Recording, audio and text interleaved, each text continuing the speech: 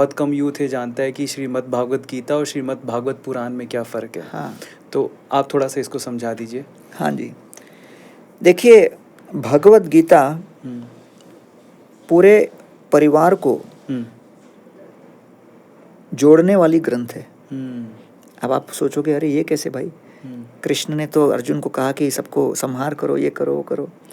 लेकिन भगवान भगवत गीता में कहते हैं अहम सर्वस्य प्रभो मत्तः सर्वम प्रवर्तते।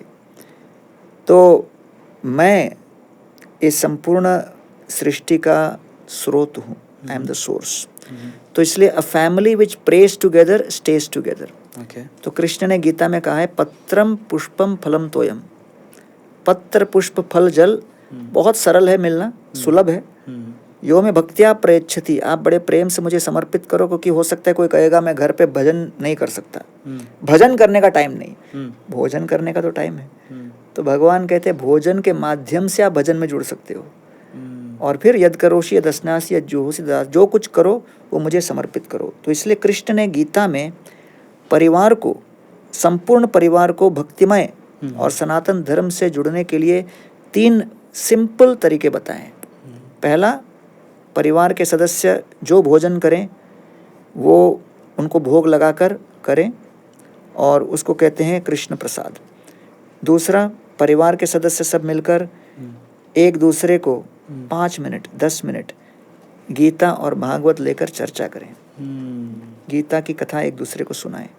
कोई एक मेंबर पढ़ सकता है, दूसरे सुन सकते हैं। तीसरा, परिवार के सभी सदस्य 10 मिनट 15 मिनट थोड़ा अपने जीवन में कोई मंत्र का जाप करें या कोई मेडिटेशन करें या साधना करें।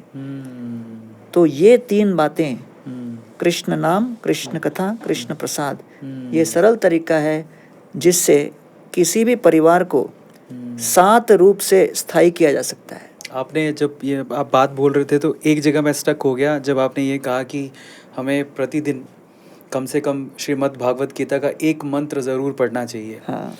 बहुत सारे ऐसे बच्चे हैं जो युवा हैं, बेसिकली संस्कृत नहीं समझते, उनके लिए इतना आसान नहीं है किसी एक मंत्र को चुनना।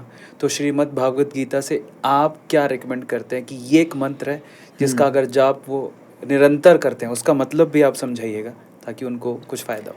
दूसरे अध्याय का 14वां श्लोक, मात्रा स्पर्शास्तु कौन्तेय शीत उष्ण सुख दुःखदाः आगमा आपायनो अनित्यास्तान् तितिक्षस्व भारत।